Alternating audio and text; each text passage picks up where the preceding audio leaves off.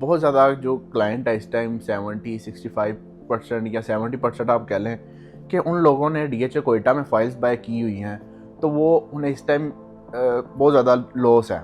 एक स्ट्रेटजी इस्तेमाल की जा सकती है कि आप लोअर रेट पे, अगर आपके पास पैसे हैं तो यहाँ पे लोअर रेट पे बाइंग करके आप लॉस को अपना रिकवर कर सकते हैं। अस्सलाम वालेकुम, मैं हाफिज़ हसन। आज हम बात करेंगे डीएचए फाइल्स के हवाले से कि डीएचए के किस किस प्रोजेक्ट में आपको फ़ाइल्स देखने को मिलती हैं और डीएचए की फ़ाइल्स में इन्वेस्टमेंट करना कैसा है और डीएचए की फ़ाइल्स और लोकल सोसाइटीज़ की फ़ाइल्स में क्या फ़र्क है। तो आज हमारे साथ मौजूद हैं मियां नुमान आरिफ साहब, तो इनसे हम इंफॉर्मेशन लेंगे कि सर प्लीज़ आप जो है हमें बताएं कि मेरे व्यूवर्स जो हैं वो काफ़ी ज़्यादा कमेंट्स भी मुझे आ रहे थे और डीएम भी मुझे आए हैं कि डीएचए के हवाले से जो है ये कुछ सवालात थे लोगों के कि जो लोग पूछना चाह रहे थे, तो प्लीज़ हमें जो है वो थोड़ी सी इन्फॉर्मेशन प्रोवाइड करें। देखिए हसन भाई, डीएचए की फ़ाइल्स के हवाले से पार्टिकुलरली अगर देखा जाए, 2 से 3 अवामिल यहाँ पे फैक्टर्स मेन जो डीएचए की फ़ाइल्स में और लोकल सोसाइटीज़ की फ़ाइल्स को डिफरेंशिएट करते हैं। देखा जाए, अगर लोकल सोसाइटीज़ को आप देखते हैं तो उन्होंने ना लैंड की बाइंग अगर की भी होती है तो बहुत कम की होती है, और कंपैरेटिवली फाइल्स की जो ओवर सेलिंग है वो देखने में वहाँ पे नज़र आती है। जबकि डीएचए में आप अगर फाइल्स को देखते हैं तो यहाँ पे आपको लैंड के अगेंस्ट फाइल्स यहाँ पे इशू होती हैं, और यहाँ पे क्रेडिबिलिटी भी आपको देखनी पड़ती है कि लोकल सोसाइटीज़ जो लोकल डेवलपर है उसकी को क्रेडिबिलिटी एज सच मार्केट में देखने में नज़र नहीं आती। जैसे ही वो फाइल्स आपको सेल कर लेते हैं, डाउन पेमेंट आपसे लेते हैं, देन आप ना आपको डेवलपमेंट का वहाँ पे कोई आइडिया होता है, ना ये डिलीवरेंस का कोई पता होता है। जबकि डीएचए में कोई इस तरह की आप चीज़ कोई भी आप फाइल बाय करते हैं तो वो 100% श्योरिटी है कि आपको उसकी डिलीवरी की जाएगी। डीएचए उसको ऑन करता है। तो इसके बाद नुमान भाई अगर बात की जाए कि जो लोग कहते हैं कि किस प्रोजेक्ट में डीएचए के जो है हमें इन्वेस्टमेंट करनी चाहिए, लॉन्ग टर्म भी बता दें और शॉर्ट टर्म भी बताएं कि कुछ इन्वेस्टर भी जो है वो भी कहते हैं कि यार शॉर्ट टर्म और लॉन्ग टर्म का थोड़ा सा जो है वो आपको मेरे से बेहतर आइडिया होगा, तो मेरे व्यूअर्स को प्लीज़ बताएं आप। देखिए, फाइल्स में mainly short term long term दोनों तरह की इन्वेस्टमेंट यहाँ पे की जा सकती है। कुछ ऐसे प्रोजेक्ट्स हैं जहाँ पे हमें फाइल्स मिलती हैं और शॉर्ट टाइम के अंदर काफ़ी ज़्यादा वहाँ पे हम मैक्सिमम से मैक्सिमम गेन हासिल कर सकते हैं।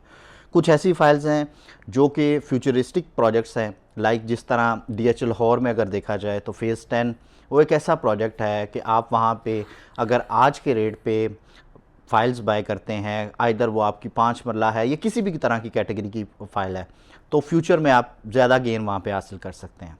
तो नुमान भाई किस किस फेज़ में किस किस प्रोजेक्ट में जो है वो हम फाइल बाय कर सकते हैं? देखें, अगर स्टार्ट करें डीएचए लाहौर से पार्टिकुलरली, तो डीएचए लाहौर में यहाँ पे आपको फेज़ 7 के अंदर फाइल्स देखने को मिलती हैं। 9 टाउन है, 9 प्रिज्म है, फेज़ 10 है, डीएचए फेज़ 13 है। उसके साथ साथ डीएचए रहबर की फ़ाइल्स भी आपको मार्केट में मिल जाती हैं। उसके बाद अगर दूसरा डीएचए के प्रोजेक्ट को देखा जाए, डीएचए मुल्तान के अंदर आपको फ़ाइल्स मिल जाती हैं, गुजरांवाला के अंदर फ़ाइल्स आपको मिल जाती हैं, बहावलपुर के अंदर आपको फ़ाइल्स मिल जाती हैं, और उसके बाद डीएचए कोयटा और डीएचए पेशावर के अंदर आपको फ़ाइल्स देखने को मिलती हैं। तो नुमान भाई बहुत ज़्यादा जो क्लाइंट है इस टाइम 65% या 70% आप कह लें कि उन लोगों ने डीएचए कोयटा में फ़ाइल्स बाय की हुई हैं, तो वो उन्हें इस टाइम बहुत ज़्यादा लॉस है। तो ये आप प्लीज़ मेरे व्यूअर्स को बताएं कि वो किस टाइम तक होल्ड करके रखें या वो सेल कर दें, इसमें से थोड़ा सा जो है वो गाइड कीजिएगा। देखिए, यहाँ पे 2 तरह की चीज़ें हैं। मार्केट 2018, 19, 20 के टाइम में जब देखा जाए डीएचए कोयटा ख़ास तौर पे, तो यहाँ पे हमें प्राइसेस जो है हाईएस्ट पीक पे देखने में नज़र आई। 1,60,00,000 1,50,00,000 की ब्रैकेट में कनाल की फ़ाइल ने अपना टच किया। ये वही टाइम है जिस टाइम पे बैलेटिंग से थोड़ा सा टाइम पहले की ये सारी बातें थी। उसके बाद देखा हमने मार्केट ने अपना रिवर्स लिया और नीचे जाती जाती आज के रेट पे तकरीबन 20 से 22 लाख रुपए की ब्रैकेट में रेट यहाँ पे फॉल कर रहा है। अब यहाँ पे चीज़ें जो हैं, जो लोग तो जिन लोगों की उस टाइम पे महंगी बाइंग है, ऑब्वियस एक चीज़ है कि उनको एक वेट करना ही चाहिए, क्योंकि ज़ाहिर है एक फ़ाइल में से इतना ज़्यादा लॉस वो कवर करना मुश्किल हो जाता है। दूसरी उसमें ये भी एक स्ट्रेटजी इस्तेमाल की जा सकती है कि आप लोअर रेट पे, अगर आपके पास पैसे हैं तो यहाँ पे लोअर रेट पे बाइंग करके आप लॉस को अपना रिकवर कर सकते हैं उसमें। उसके साथ साथ यहाँ पे एक और चीज़ जो देखने में नज़र आई है, लाइक जिन लोगों की बाइंग अगर बात कीजिए वो 25 से 26 लाख इन बिटवीन थी, जब 25 से 26 लाख की आपने बाइंग की तो रेट दरमियान में मार्केट में अप डाउन रेट्स चलते रहते हैं। पिछले कोई तकरीबन 7-8 महीने पहले हमने यहाँ पे देखा कि रेट जो है वो अपना 60-62 लाख रुपए तक गया। वो टाइम था, उस टाइम पे अपनी फाइल्स बेच लेनी चाहिए थी आपको, और वहाँ पे अगेन जब दोबारा रेट नीचे आते तो री इन्वेस्ट कर लेना चाहिए था। होता ये क्या है यहाँ पे कि ज़्यादातर लोग जो हैं वो लालच के चक्कर में पड़ जाते हैं कि आज 2 लाख हमें प्रॉफिट हो रहा है, कल हमें 2 लाख और ऐड अप हो जाएगा, और इस तरह मैक्सिमम से मैक्सिमम हम लोग बेनिफिट यहाँ से हासिल कर सकें। लेकिन यहाँ पे चीज़ों को टारगेट सेट करने की ज़रूरत है आपको। किसी भी प्रोजेक्ट में आप इन्वेस्ट कर रहे हैं, आपने वहाँ पे अपना टारगेट सेट कर लेना है, तभी आप यहाँ पे कामयाब हैं। तो नुमान भाई, इसमें प्लीज़ मुझे बताइएगा कि डीएचए की जो फाइल होती है, इसमें एलोकेशन और एफिडेविट क्या जो है वो क्या फ़र्क है? कि काफ़ी ज़्यादा क्लाइंट्स हैं, उन्हें जो है ये इस चीज़ का आइडिया नहीं होता और वो हमसे आके पूछते हैं कि ये एलोकेशन और एफिडेविट में क्या फ़र्क है। तो प्लीज़ आप जो है ये भी गाइड कर दें। देखें, एफिडेविट फाइल वो फाइल्स हैं जो डायरेक्टली हम डीएचए के एमओयू होल्डर इन्वेस्टर से ले रहे होते हैं, और आपके नाम पे जब वो ट्रांसफ़र हो रही होती है तो आप उसके फर्स्ट अलॉटी होते हैं। लैंड के अगेंस्ट आपको वो फाइल मिल रही है, फर्स्ट अलॉटमेंट आपके नाम पे वो ट्रांसफ़र हो रही है, इसलिए ना आपको वहाँ पे स्टैम्प ड्यूटी पड़ती है, ना ही कोई टैक्सेस वगैरह वहाँ पे आपको देखने को मिलते हैं रिलेटिवली। इसी तरह आप एलोकेशन और एफिडेविट के अगर रेट्स को देखें तो एफिडेविट का रेट इसीलिए ज़्यादा होता है कि उसमें आपको टैक्सेस, स्टैम्प ड्यूटी वगैरह देखने को नहीं मिलती। उसके साथ साथ डीएचए की जो ट्रांसफ़र फ़ीस है, वो डीएचए की ट्रांसफ़र फ़ीस भी बहुत मिनिमल सी है एज़ कम्पेयर टू एलोकेशन। अब एफिडेविट आपने बाय कर लिया, एफिडेविट आपके नाम पे ट्रांसफ़र होके वो एलोकेशन लेटर बन गया। जब आप नेक्स्ट टाइम उसको बेचेंगे तो वो एलोकेशन कह के बेचेंगे, और एलोकेशन के आपकी जो जब आप बाय करते हैं, फॉर एग्जांपल आपने एफिडेविट बाय किया, आपके नाम पे एलोकेट हो गया, आपके नाम से मैं जब आपसे बाय करूंगा तो मैं एलोकेशन ख़रीद रहा हूँ, मैं उस टाइम पे गेन उस टाइम पे मैं टैक्स भी दूंगा, मैं स्टैम्प ड्यूटी वगैरह भी दूंगा, डीएचए की नॉर्मल प्रोसीजर जो ट्रांसफ़र का है वो फॉलो करूंगा, ट्रांसफ़र फीसिस वगैरह सब कुछ मुझे देना पड़ेगा।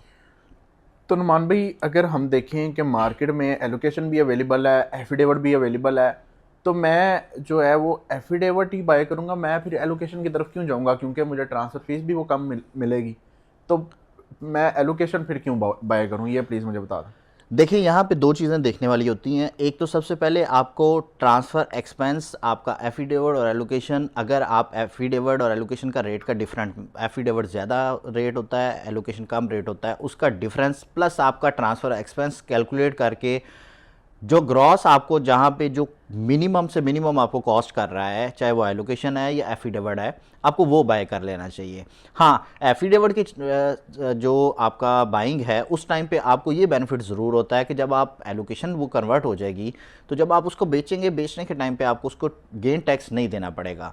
दूसरे केसेस में अगर आप एलोकेशन बाय कर रहे हैं और आपका माइंड ये है कि आपने उसको लॉन्ग टर्म होल्ड करना है और प्लॉट की तरफ लेके जाना है, तो सिंपल सी एक चीज़ है, आप एलोकेशन अगर आपको कम कॉस्ट कर रही है तो एलोकेशन बाय कर लें। तो नुमान भाई, मेरे व्यूवर्स को ये भी बता दें कि डीएचए लाहौर के वो किस प्रोजेक्ट में जो है वो इन्वेस्टमेंट करें ताकि उन्हें शॉर्ट टर्म अच्छा प्रॉफिट जो है वो देखने को मिले। देखिए, डीएचए लाहौर में पार्टिकुलरली अगर देखा जाए तो आप शॉर्ट टर्म के लिए डीएचए फेज़ 13 की फ़ाइल्स लो बजट में काफ़ी ज़्यादा वो अट्रैक्टिव प्राइसेस पे आपको मिल रही हैं। उसके साथ साथ शॉर्ट टर्म के लिए अगर आपने प्लॉट की तरफ जाना है, अपनी फ़ाइल्स को प्लॉट में कन्वर्ट करना है, तो फेज़ 7 की फ़ाइल आप उसको कंसिडर कर लें, और 9 टाउन की फ़ाइल्स, ये 3 ऐसी फ़ाइल्स हैं जो काफ़ी ज़्यादा यहाँ पे आपको इन फ्यूचर बेनिफिट देके जाएंगी। तो नुमान भाई, आप जो है वो लॉन्ग टर्म के बारे में भी बता दें कि लॉन्ग टर्म कहाँ पे इन्वेस्टमेंट करनी चाहिए डीएचए लाहौर में।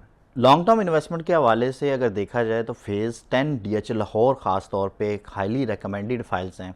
आप यहाँ पे अपनी जिस भी बजट के हिसाब से, आपका जो भी बजट है, आपके अकॉर्डिंग टू बजट, आप यहाँ पे 5 मरला, 8 मरला, 10 मरला, कनाल, 2 कनाल, इवन 4 और 8 मरला की कमर्शियल्स भी यहाँ पे आपको मिल जाती हैं। आप वो files for long term investment उनको देख सकते हैं, और ये फ्यूचर है डीएचए का, डीएचए लाहौर का ख़ास तौर पे फेज़ 10। इसके बाद नुमान भाई, हमें ये बताएं कि डीएचए लाहौर में फ़ेज़ 10 के इंस्टॉलमेंट वाली फ़ाइल्स का बड़ा जो है वो हाइप क्रिएट थी, तो उसके बारे में आप क्या कहना चाहेंगे? देखिए, डीएचए फेज़ 10 की इंस्टॉलमेंट वाली फ़ाइल्स का बिल्कुल आप ठीक कह रहे हैं कि हमने दिसंबर के अंदर देखा, काफ़ी ज़्यादा हाइप क्रिएट हुई। डीएचए ने अपने सोशल मीडिया हैंडल्स पे हमें और डिफरेंट हमें मार्केटिंग भी उसकी देखने में नज़र आई। उसका डीएचए की तरफ से प्रॉपर अभी ना तो उसका कोई अभी पेमेंट प्लान देखने को नज़र आया है, ना ही उसकी अभी कोई फॉर्म्स के हवाले से कुछ चीज़ हमें देखने में नज़र आई है कि कब वो फॉर्म्स मिलेंगे, कहाँ से मिलेंगे, क्या क्राइटेरिया होगा, किस तरह उसको अप्लाई करना है। वो तमाम चीज़ें डीएचए की तरफ से ऑफिशियली अभी अनाउंसमेंट उसकी नहीं देखने में नज़र आई। हाँ, ये ज़रूर है कि मार्केट में कोई एक आध डीलर ऐसे हैं जो अपनी ही फाइल्स, अपने ही इन्वेस्टर की फाइल्स मार्केट में इंस्टॉलमेंट पे सेल करना चाह रहे हैं, और डीएचए ने कैटेगोरिकली ये अनाउंसमेंट की है कि हमारी तरफ से वो फाइल्स नहीं है। उनकी क्रेडिबिलिटी पे ज़ाहिर है at the end of the day कि वो कितनी क्रेडिबिलिटी है, आप उनको पैसे दे रहे हैं तो कल को डिलीवरेंस के हवाले से या बाकी सारी चीज़ों के हवाले से वो एक बहुत बड़ा क्वेश्चन रहता है। तो नुमान भाई, मुझे प्लीज़ ये बताएं कि डीएचए कोयटा में तकरीबन 60 to 70% क्लाइंट्स जो है वो इन्वेस्ट करते हैं और इस टाइम बाइंग की हुई है। तो मुझे ये बताएं कि डीएचए कोयटा में कौन कौन सी फाइल्स कैटेगरी हमें देखने को मिलती है और किस फाइल में इन्वेस्ट करना चाहिए। देखिए, डीएचए कोयटा में ख़ास तौर पे अगर देखें तो आपको 5 मरला, 10 मरला और कनाल की, ये 3 तरह की कैटेगरीज़ में आपको फाइल्स मिलती हैं।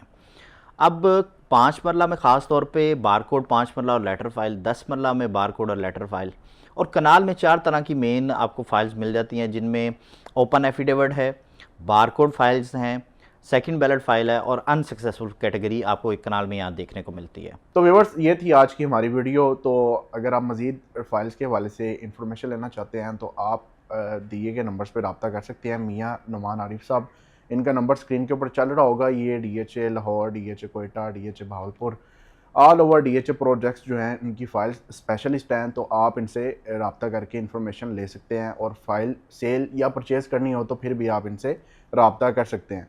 मज़ीद इस तरह की इंफॉर्मेटिव वीडियो सब्सक्राइब और शेयर करें ताकि आने वाली मज़ीद इंफॉर्मेटिव वीडियोस आप तक बआसानी पहुंच सकें। शुक्रिया।